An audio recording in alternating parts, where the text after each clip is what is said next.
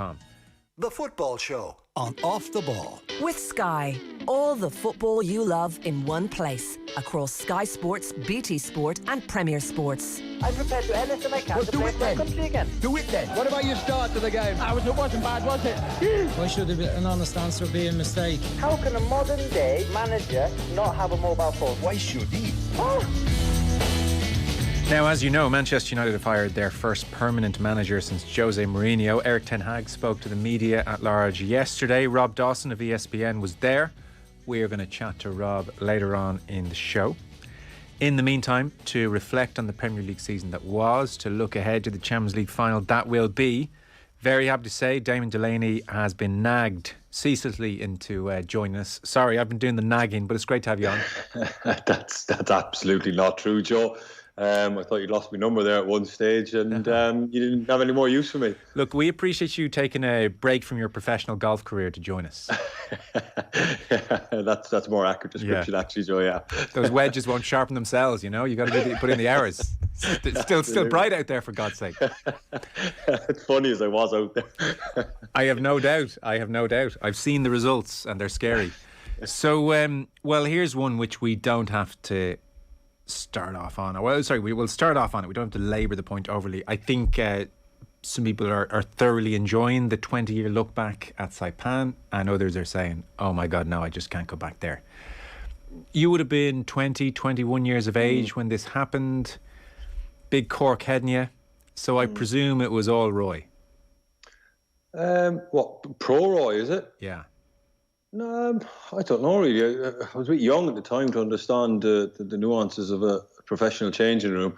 But I suppose with experience, you kind of understand that two very, very strong characters had a difference of opinion. And I suppose ultimately it was a shame that it couldn't have been sorted out, and we were missing our best player for a World Cup that we could have maybe dreamt of getting to a semi-final of some description, which would have been, I think, possible. So it was just a shame that there was nobody able to mediate. There was no diplomacy. Both men were too strong in their opinions and their beliefs to wilt. That might seem like a kind of a sketchy kind of summation of what happened, but ultimately the one of them or two of them or somebody should have been able to mediate and said, look, let's pick the bones out of it after the tournament. Right now, you know, nobody's going to come out of this looking good, and ultimately it's the country that will end up suffering. So yeah, it was an awkward situation. I suppose my abiding memory, I think Colin Healy was called into the squad as a late replacement, or something like he was put on standby. Maybe Colin would be able to kind of to verify that. But I sort of remember that he was actually asked while Roy was missing, you know, to be put on standby, but then the squad had to go in. But I think Colin went on holidays. That was my memory of it anyway. Well, I think when Roy initially said he was going home, then it was Healy, and then Roy changed his mind to stay. Yeah. And then by the time Roy was definitely gone, it was too late to bring in Healy. Yeah, exactly, something like that. That was my memory. Yeah. Were you in Cork for that summer? I was. Yeah, I came home and I remember watching that World Cup. It was just the end of my end of one of my seasons in the UK. As I said, I was still a young lad, 20 or 21 years of age, and it was a fabulous World Cup. You know, it was absolutely brilliant. I remember sitting at home watching it in my house in Cork. That great Brazil team. And I remember Turkey having a great run. They got to the semi-final, if I remember correctly. They had a fabulous team. I remember I was at Leicester at the time, and Muzzy Izzet got called into the squad. And Muzzy Izzet was a tremendous player. I thought he was fabulous anyway. I remember coming back that pre-season, and he had, I think Brazil beat them in the semi-final. I remember he had like Ronaldinho's shirt and stuff like that. So that was one of my memories of it. Yeah. Rivaldo's dive. Do you remember Rivaldo's dive? Yeah. He got hit like on the thigh and then grabbed his head. Yeah, over in the corner flag, right? I presume, I mean, I know it's hard to tell, but I presume Cork was pretty much pro-Roy. He was setting standards. The rest of them couldn't meet those standards. They're all a disgrace. They accuse Roy of faking injury. Our boy's right. They're all wrong. I presume Cork must have been very pro-Keane. That's a very accurate description again, Joe, of what happened. And were you not hopping mad going, yeah, Roy Keane's the greatest and the rest of them are chumps? Not particularly. No. Like, I mean, I just remember thinking, surely he'll go. I always thought he'd go back. And then he did that interview on RTE And then it was pretty clear from his tone there that he never was going to go back, or it was never kind of in his thoughts. But I don't know, I just always presumed that he would at some point get back in the squad. And as I said, it was just a shame. But I suppose I don't remember having any too strong feelings on either way, to be honest with you. I just thought it was a shame that he was missing.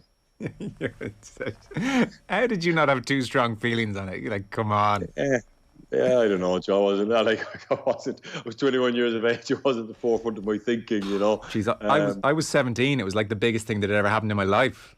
Yeah, fair enough. I don't know. I just didn't really.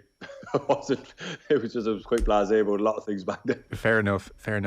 In hindsight, at the time, I think I was potentially a touch more pro Roy.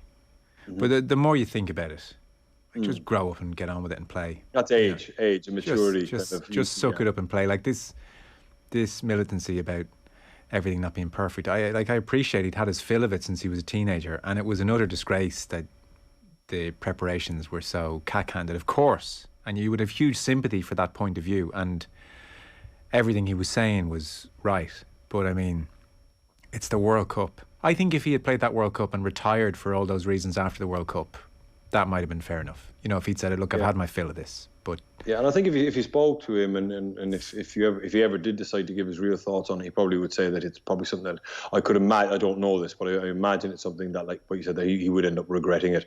That maybe he should have climbed down a little bit and understood that the greater good was football, and the greater good was the country, and his own personal feelings could have been dealt with later in the day or in a different manner. And I think he would have come out of it looking an awful lot more, like you said, if he spoke about it afterwards, but done his best to try and change it from within. But I suppose then he'd say that he did do his best. So look, we'll never know, because there's so many different variations of it coming out, stories that's happened. And I'm sure if McCarthy has his time over, one, he doesn't bring him to Saipan. I mean, that's the fatal flaw in the whole thing. Like, let Keane stay at home a bit longer, let him do his thing, let him get his body right, whatever he needs to do. And secondly, the interviews he did, which were the final straw, and everybody's brought into the room and the interview's held up and you can't say this, and then, all hell breaks loose. And I mean, in hindsight, you probably just do that one-on-one with Keane, or else you don't do it at all. You just say, right, he's had another tantrum here, he's done this interview, this will be forgotten in 4 or 5 days. I'm just going to get this guy to Japan. And I suspect that's the one McCarthy probably regrets. But, look, over the 20 years, who's had more fallings out with more people since? Not McCarthy. Yeah, I'll just stay away from that one. I thought you might. I appreciate that. I'll tell you what it does do, though. It does show how childish footballers at large are, and like how immature the industry is, like that this all blew up. Like, it's all so ridiculous, isn't it? I agree, but he was captain, and I think as captain, I've learned over the following 15 or 16 years, or however long I played, that you do have a certain amount of diplomacy when you're a senior player, and kicking down doors and achieving what you want by force isn't always possible. Sometimes you have to compromise. Sometimes you have to sit down and think of the greater good. And I certainly learned that later on in my career when I kind of got to a position of being in leadership groups and things like that, that you obviously want things to be a certain way. It's not always possible, and there are clashes of opinions, but ultimately you always keep the team and the football club at the forefront of your mind. And every decision, you might bluff or a lot of bluster and arguments with people, but ultimately it's the team is always in the back of your mind, and when to push and when to leave off and when to think of the greater good. Yes. And I just think that's something that maybe Roy lacked in that moment. But then again, I suppose people say that Mick backed him into a corner, so it's a difficult one. Yeah. Joe. Perfect storm. Man City, they've been celebrating in Manchester today. Jack Grealish is like taking the Freddie Flintoff Ashes 05 mantle here and just... It's absolutely... do you know what though, right? When I saw it today, I couldn't help but laugh, right? And people always complain that footballers are dull and boring, with no personality. The goodness has been coached out of them. We miss people like Paul Gascoigne. Enjoy him. You know what I mean? He's funny. He's a good lad. He seems to probably not have a whole pile between his 2 ears, but he's a likeable character, and I'm pretty sure that if Pep Guardiola felt that it was kind of detrimental to the team, I'm sure he would be kind of brought into line quickly. But he just seems to be a likeable rogue. And it's quite funny. I know there's probably a lot of people online huffing and puffing about, maturity and whatnot, but characters and people like him are going out of the game. And I couldn't help but laugh because it reminded me of all the good stuff in football and the characters that I came across. And funny things like that. But for him to do it on national TV or it is quite funny, to be fair. And he deserves it. He's won the league, so fair play to him. He's very endearing, I think. And his interview on the pitch was brilliant as well at the weekend, where we talked about it last night with Pat Nevin, so I won't go through it all again for people who've heard the podcast already, but he was talking about just the pressure he feels not to lose the ball with Pep, and he doesn't quite feel like himself, and he's hoping to grow into that more. It was an amazingly interesting and open interview. So just to play a clip, if people aren't sure what we're talking about. So basically, Grealish has been having a hell of a time, and he's been doing things like he was asked early in the day, is there anyone he wants to thank? And he said, I want to thank everyone. The main person that I want to thank, though, is Bernardo Silva for coming off in the 68th minute, because he was miles off it yesterday, and everybody starts roaring, laughing at Bernardo Silva. And then there's a point where Mahrez is on stage with Kyle Walker, and Mahrez is like, can anyone beat you in one-on-ones? And Walker's like sort of shrugging his shoulders, and Mahrez starts playing to the crowd and saying, Mbappe? And everyone says, no. Neymar? No. And on it kind of goes. And then Grealish grabs the mic and says, me at Villa. That's why Pep signed me. And it goes to Pep, who starts roaring, laughing at this. Laughing almost in the way that suggests it's kind of true. There's a bit of truth in this. And then this mightn't be audible without the subtitles. But here's a clip from Bernardo Silva. They're up on a stage. I think this is only this afternoon. And he grabs Grealish for a little chat, obviously after Grealish had slagged him earlier on. So see if you can make this out. This is Bernardo Silva and very hoarse Jack Grealish. The main person that I want to thank is Bernardo Silva for coming off in the 70th minute, because he was miles off it. And it was some entrance onto the stage as well before a bit more banter with his teammates. What was the secret yesterday? The secret yesterday. 2 secrets, yeah. 3 actually, 3. Number 1. Yeah, number 1. Riyadh, take him off the pitch as soon as possible. Yeah. What else? Like Almirah. Number 2. He's been so good this season. Get him off the pitch. And number 3, I know you say. Number 3, keep Jack Grealish on the bench.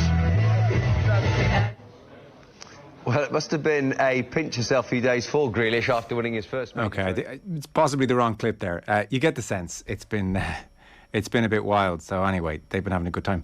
And now Grealish has just turned up with Wayne Lineker in Ibiza. That's where he is now. He somehow has landed, and he's having a good time.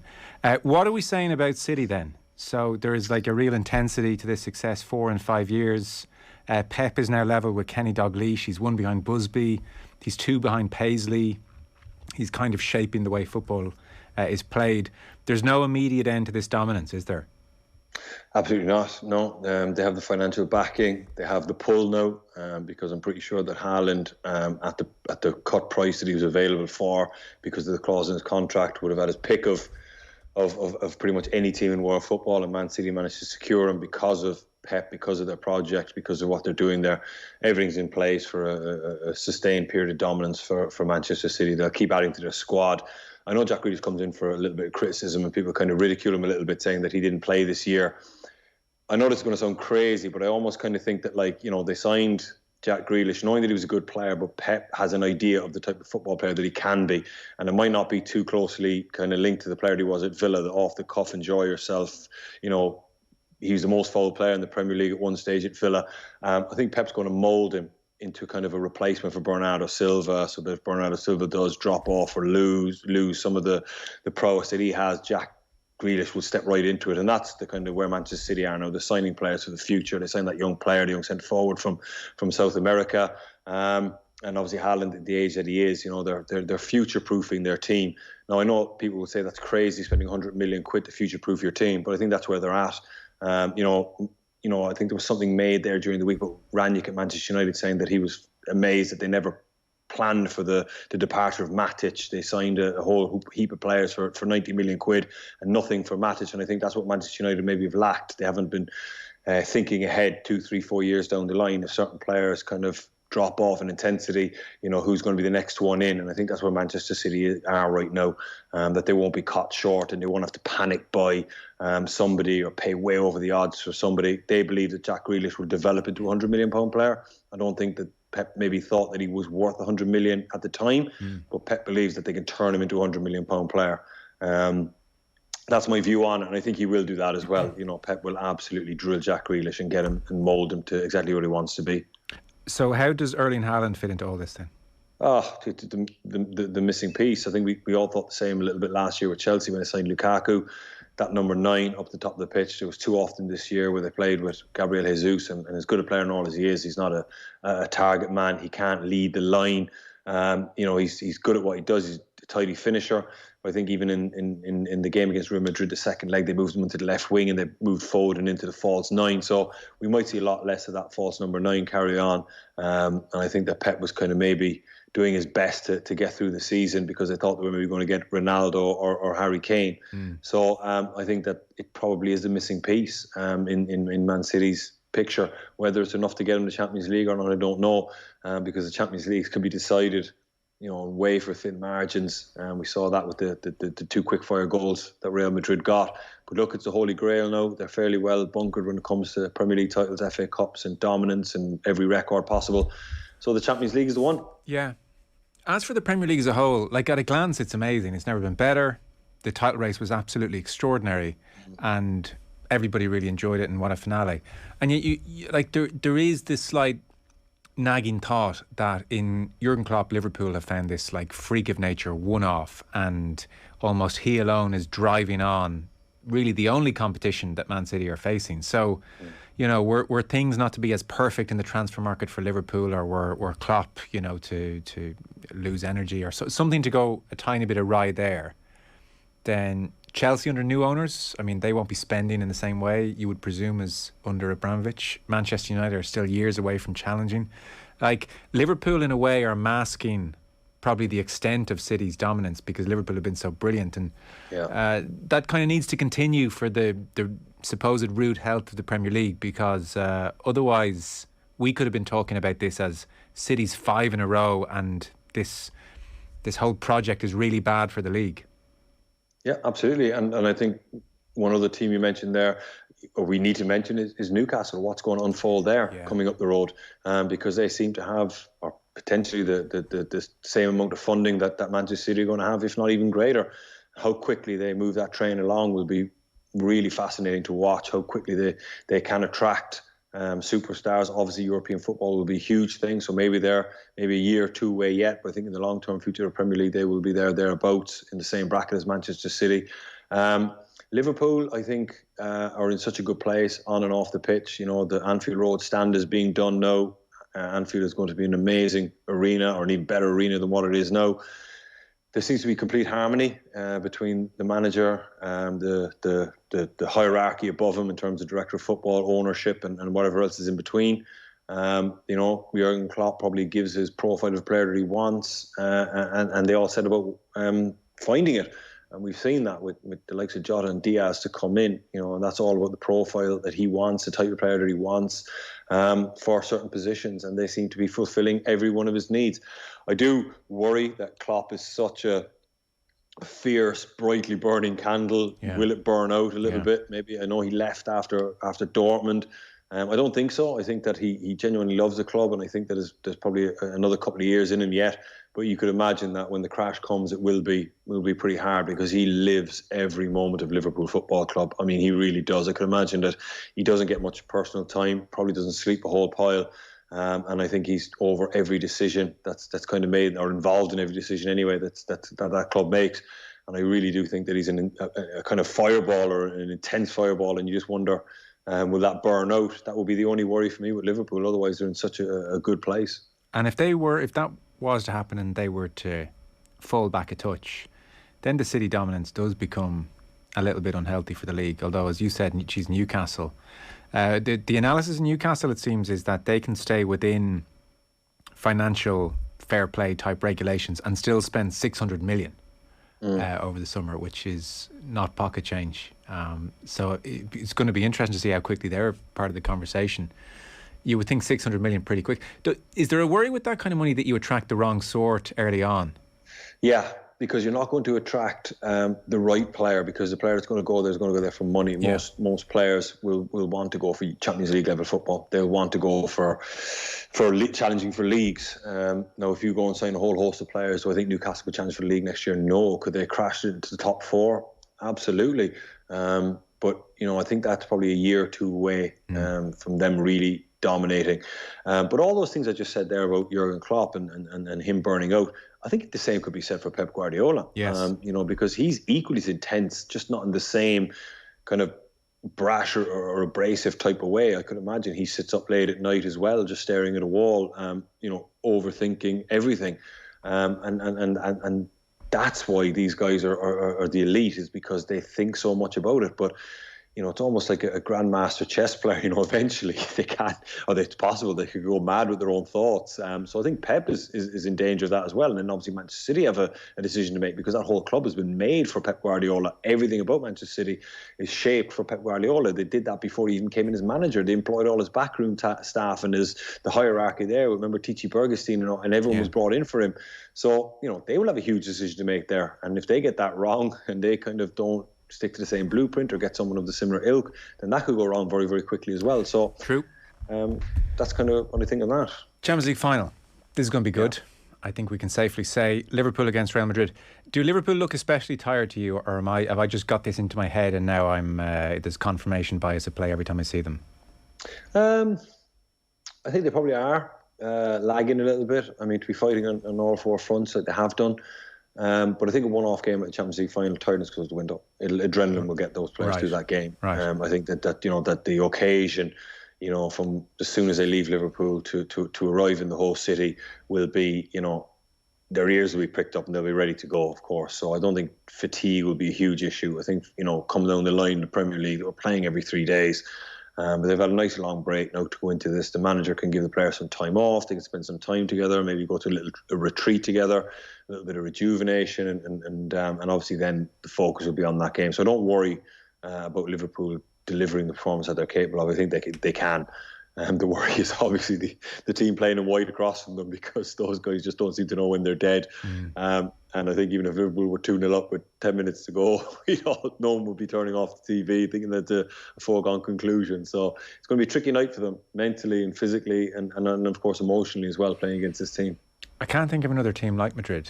I know Manchester United in that treble era came back from the dead a few times, but this Madrid team, unlike that United team, go into almost all these matches as second favourite and just keep coming back. They seem to need zero momentum in a game to score. It's crazy. Like, I mean, that Manchester City game, nothing looked out of place. Everything was going great. The substitutions were good. Manchester City were in a good place, and just bang, out of nothing. And then again, and they did that against Chelsea as well. They did that against PSG. I don't know. I just think it's something that's built into them, led by Karim Benzema. For whatever reason, the substitutions he makes just seems to breathe life into it. And at some point, they must have to look at that and go, Camavinga coming on is a huge input for them in the middle of midfield. I know the famous trio of Casemiro, Kroos and Modric, once they're off the pitch and he gets on the young guys, there seems to be a rejuvenation and energy that comes into that Real Madrid team. And they just have a belief now, and that comes from, 13 Champions League titles that they have now, or European titles, and they do see themselves as the kingpins of Europe and the biggest team in Europe. So that plays a huge part too. When you look at an Ancelotti team, are they always brilliantly set up? Is this guy a really underrated manager? Because he doesn't, we've made this point, it's becoming a cliche at this stage, but you ask anyone who are the great European managers of the last decade, and they'll give you Klopp and they'll give you Guardiola and they'll give you all of those names, and Ancelotti will be forgotten somewhere in it. Yeah, absolutely.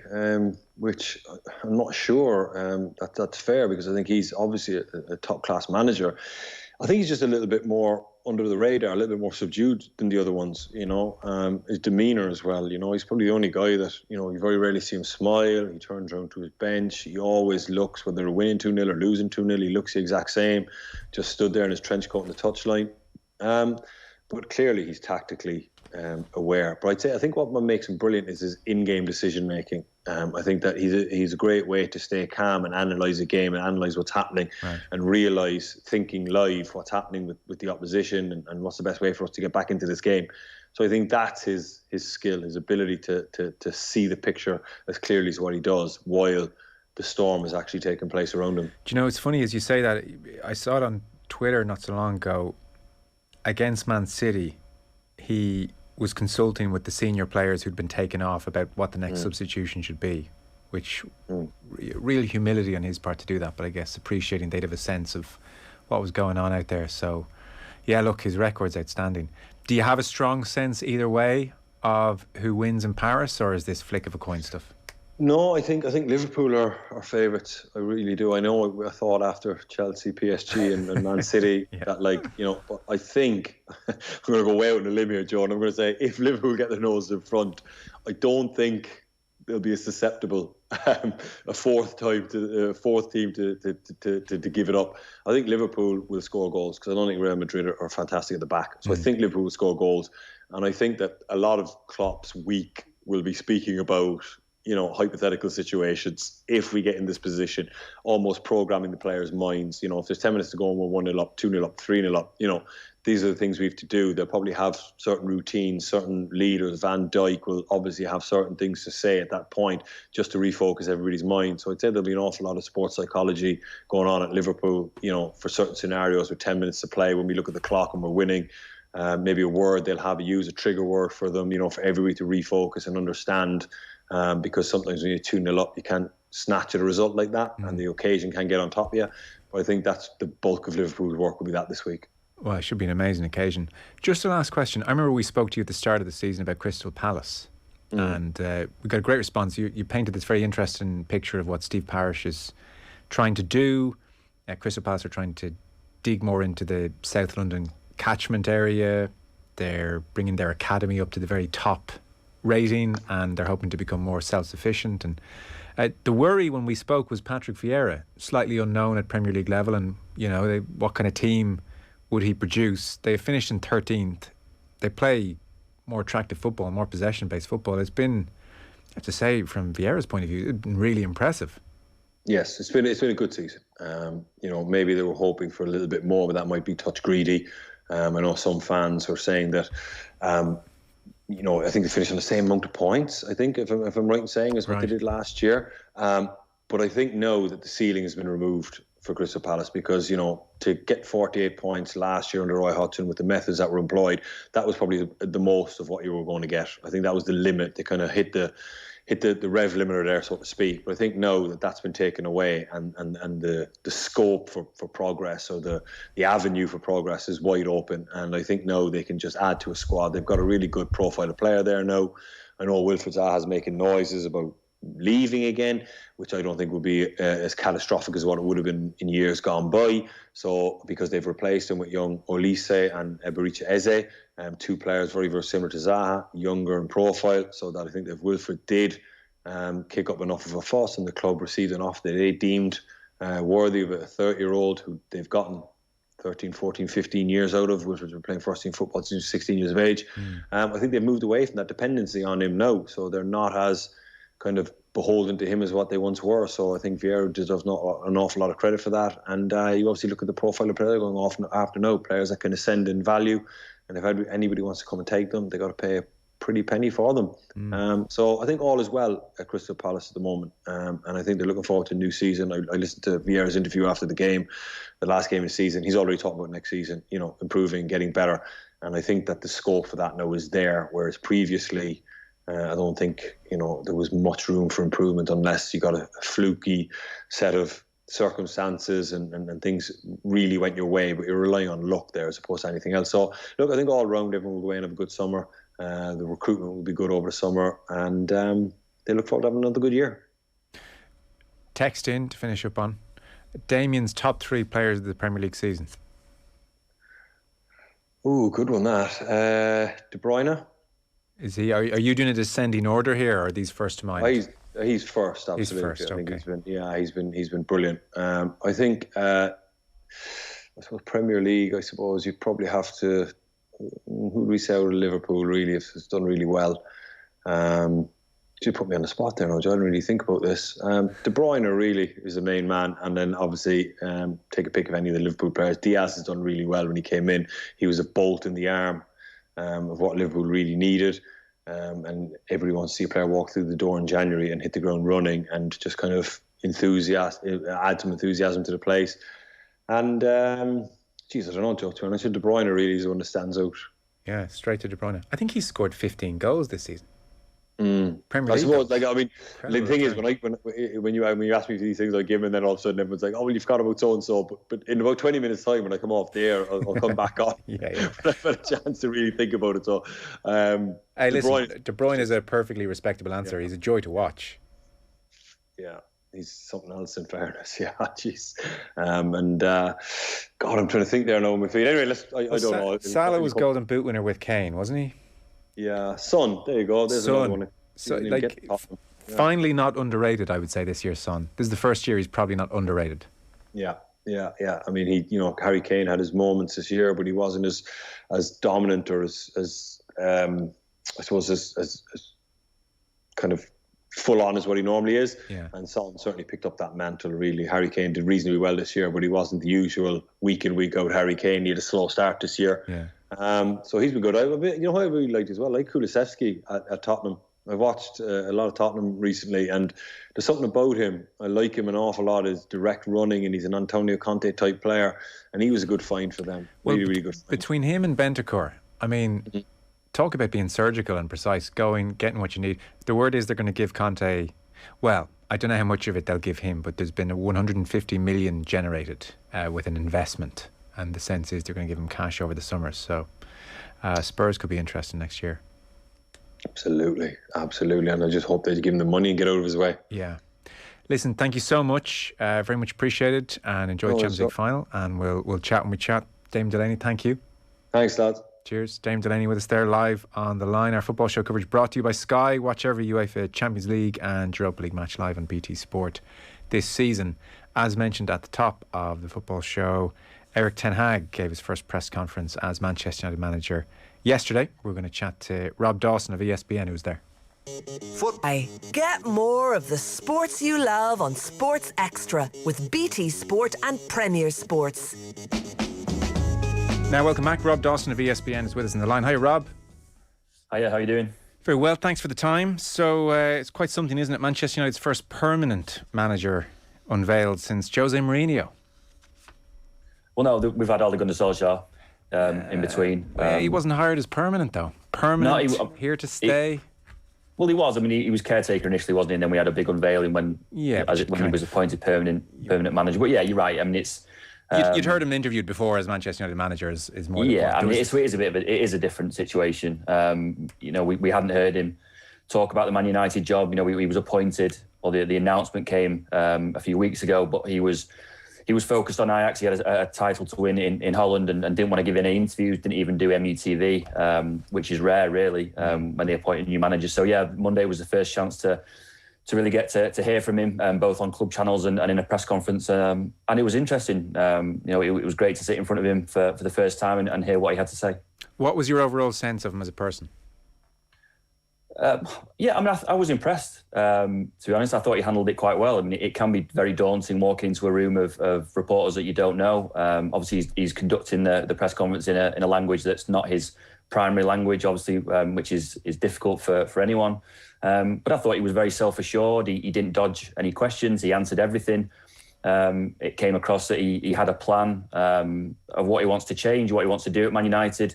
He didn't divulge too many details about that. He was very keen to sort of suggest that plan is for him right now, and that we would learn as he goes along what that is. I thought he handled it very well. I think most United fans, from the reaction I've seen, have been quite impressed by what they saw on Monday.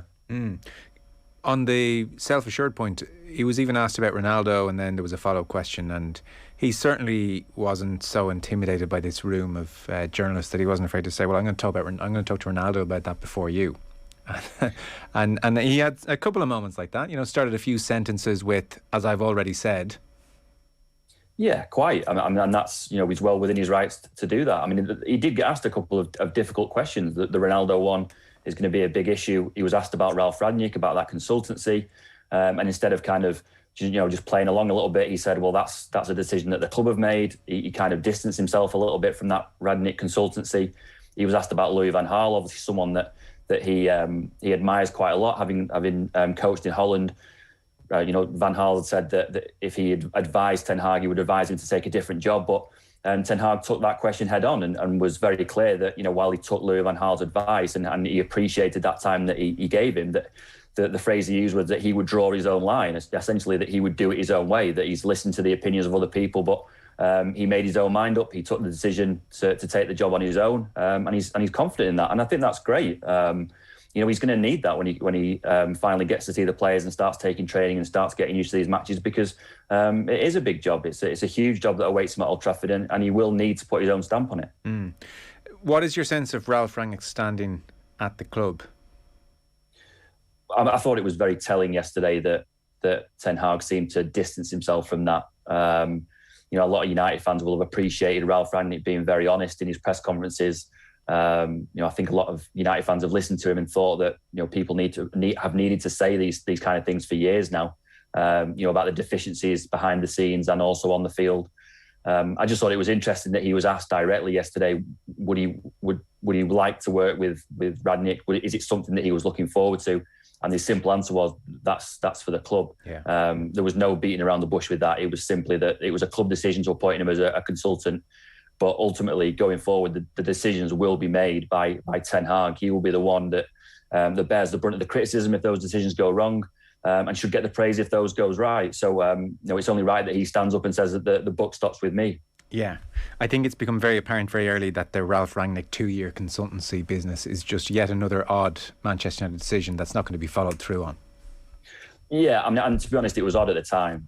We were told initially that while United were quite keen on Ralph Rangnick, that he had kind of distanced himself a little bit from the caretaker job because he had a job in Moscow that he was quite enjoying. It was only when this 2-year consultancy became an issue that Rangnick then signed on. It was obviously the tipping point for him to take the job initially anyway. As time has gone on, if Rangnick had got great results, then you could understand why United would want to keep him around. But it hasn't gone well. The experiment or whatever it was hasn't gone well, and the results haven't improved. And it's been a disaster really from a coaching standpoint. And it leaves the new manager, whoever it was, if it was Pochettino or Ten Hag or anyone, in a very difficult position in that you've got a manager who has coached the team and is then going to move up upstairs and make these decisions or help make decisions or even just consult on decisions. It leaves a very, very awkward dynamic.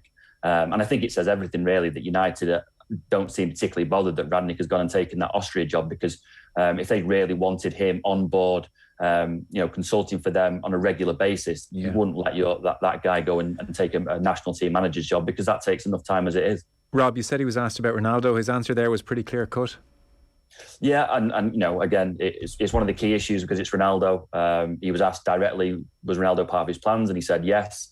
And he was asked again, what do you think he could bring? And he said goals, which, seems fairly obvious. But it was a talking point because the football that Ten Hag wants to play, might not necessarily suit what you get from Ronaldo. And Ralph Rangnick has touched on that a little bit himself.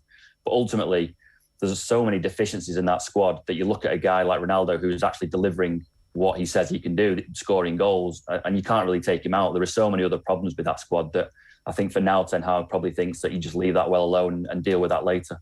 Do we have any sense, does Ten Hag have a big budget to work with this summer? I don't think it's overly massive. It'll be around the same as United have operated with for the last few years. They tend to work to a plan of around about 100 million, 150 million net spend. Obviously, it will change depending on who is able to be sold.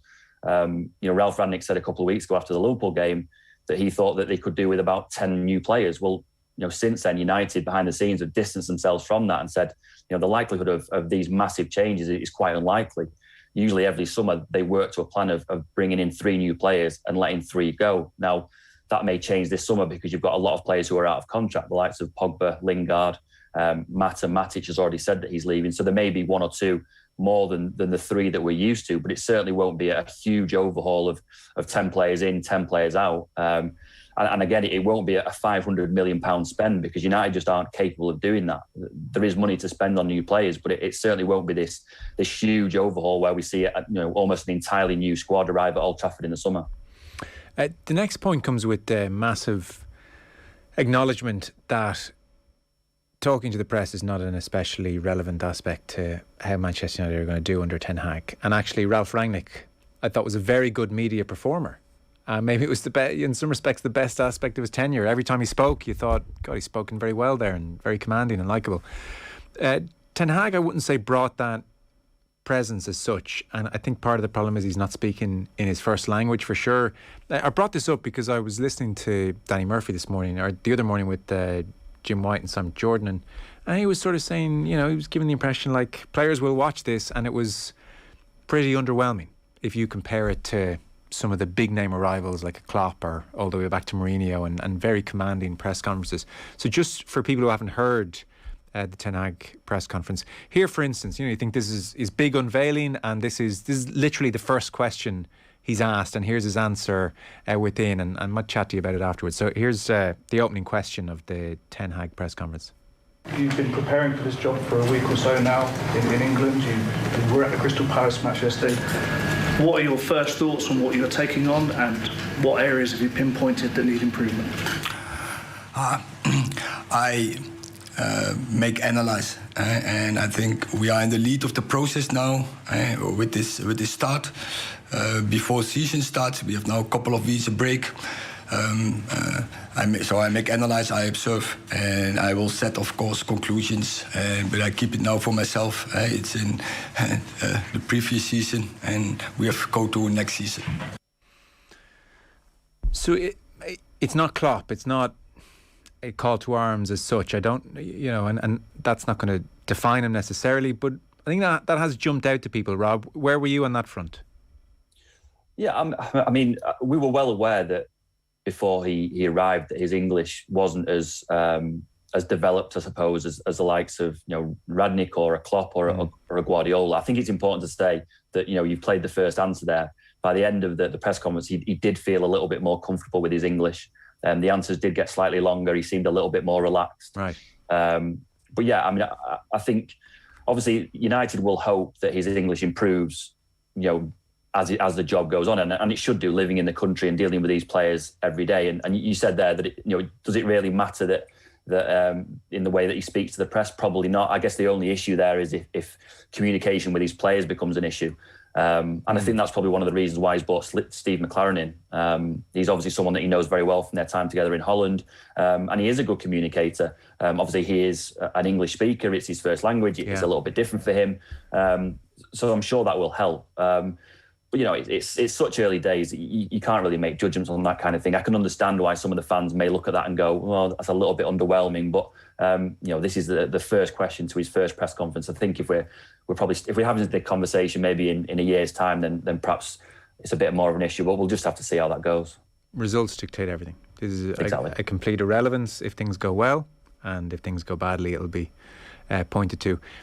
McLaren is probably a very good choice in that respect. Good communicator, and will be a good go-between, actually. Yeah, that in some respects explains the McLaren choice a touch more.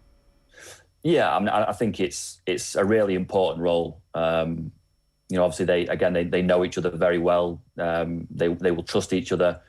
Communication is a massive part of football. Whether it's on the touchline or in the dressing room, and Steve will help with that. Also, the mood of the dressing room at the moment is absolutely on the floor. There are divisions between players. The mood has been described as toxic. And Steve is such a likeable character that I think there's a lot of people at Old Trafford that really think that he will be able to help in that respect. He's a go-between between the players and Erik Ten Hag. He'll be the one that the players come to if there are issues, or if there's something that Erik needs to tell the players, that he will be the one to deliver that message. And I think it's quite a smart appointment. Obviously some people will look at that and go, we're trying to recreate the days of Fergie because he was an assistant in the treble year and stuff. But I don't think it's anything to do with that. I think it's quite a smart appointment really on the club's behalf and also on Erik Ten Hag's behalf. Rob, I'm sure you are getting all different kinds of versions of what's going on in that dressing room, working this beat on a regular basis. You mentioned there the divisions between the players. Is there a particular issue or fault line on which the division or divisions are based on, or what is going on in there? No, I don't think there's anything particular that you could point to. I think it's a symptom of a club and a team that have not played well. These divisions don't exist when the team are winning week in, week out. When you're losing and when you've had a season as poor as Man United, fingers start to be pointed. There's blame passed around. There are people unhappy that they're not playing and maybe have fallen down the pecking order behind players that they don't believe should be playing every week.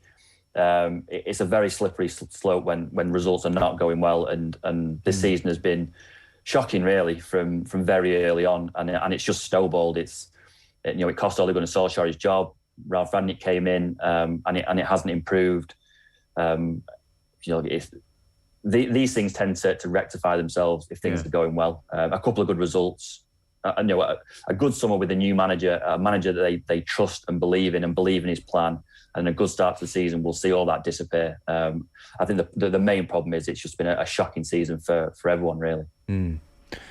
Well, listen, I hope for your sake it improves. It was an interesting season last year. A defeat to Crystal Palace was such a fitting finale in many respects.